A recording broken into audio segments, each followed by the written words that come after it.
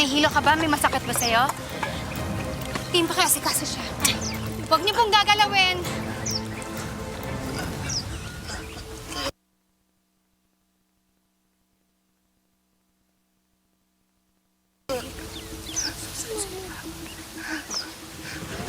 Asawa ko.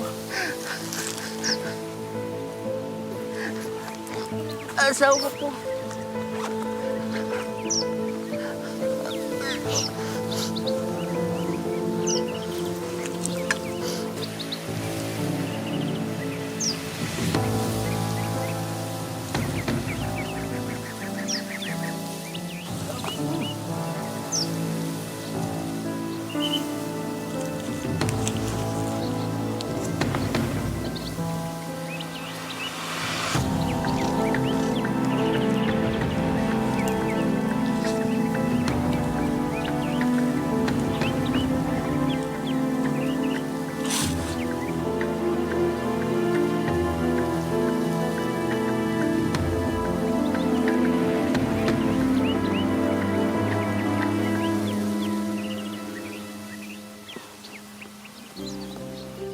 Kamusta po asawa ko?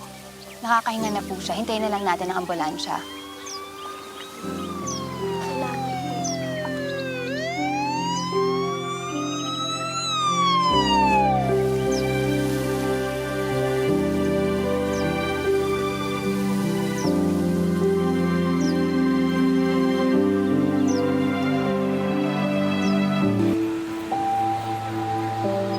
Maraming salamat, Dok. Kahit madaling araw na, nagpunta ka.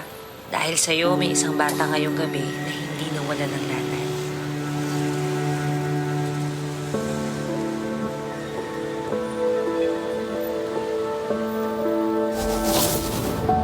Babe!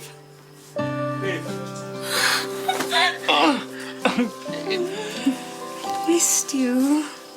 Talaga?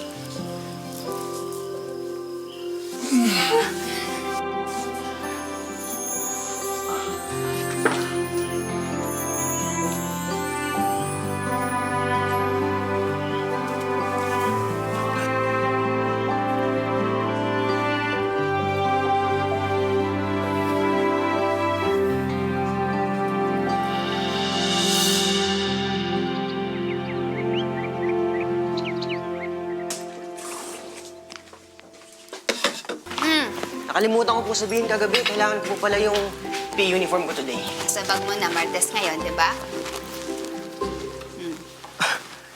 Tsaka po pala yung graphing paper, nakalimutan ko po.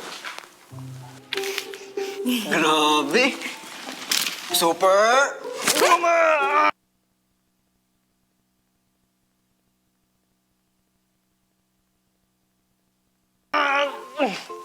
Sorry, wala ka mahanap na kagaya ko. Oh. Kumain ka na. Ay, tsaka pala ma, yung allowance ko nakalimutan niyo ibigay nung Sunday. Sinong niloko mo? Lahat natatandaan ko. Kala ko lang po makakalusot. Hindi. Ito. Harap naman ito, ma. Ano ilagay mo dito? Ano yung masarap na yan? Ano yung masarap? Ha? Nako. Mrs. Pwede bang patikim ng masarap? Right away, sir. Dad. Ito na yung bilin mo. Thanks, Dad.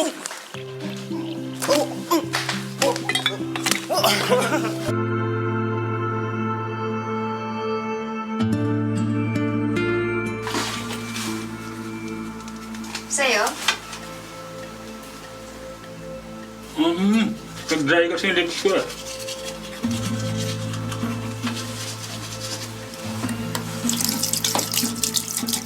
Very plain. Yan lang kasing available sa airport.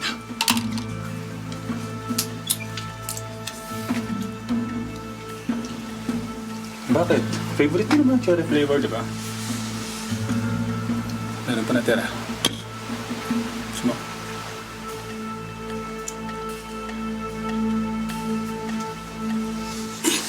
Malilate na ako.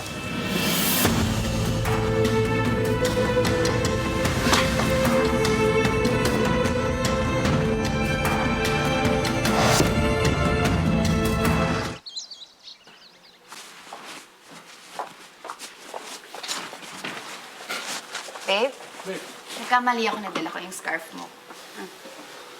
babe, gamitin mo na. Malilate ka na eh. Sige na.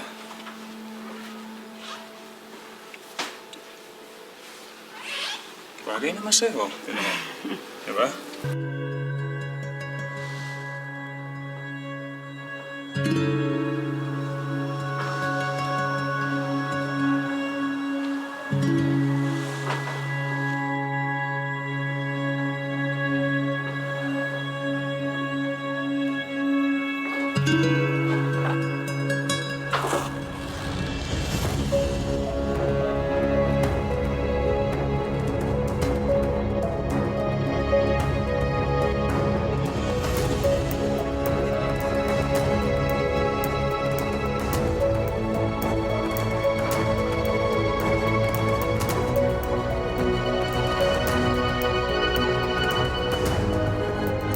Martes, aalingasawang baho ng mang-aagaw. Bumalik na pala si Grace sa office mo. Parang hindi mo nabanggit sa akin. Kasama nga daw siya sa Cebu. Pero di ba sabi mo ikaw lang mag-isang bumiyahe papuntang Cebu? Kaya ang mabait na asawa, magiging praning na asawa. Huwag na kung ano na pa iniisip mo dahil hindi ko tayo pagpapalit kahit kanino. Ikaw lang ang babae sa buhay ko. Nakita ko si David, may dalang bulaklak. Don't tell me, susundan mo. The Broken Marriage Vow.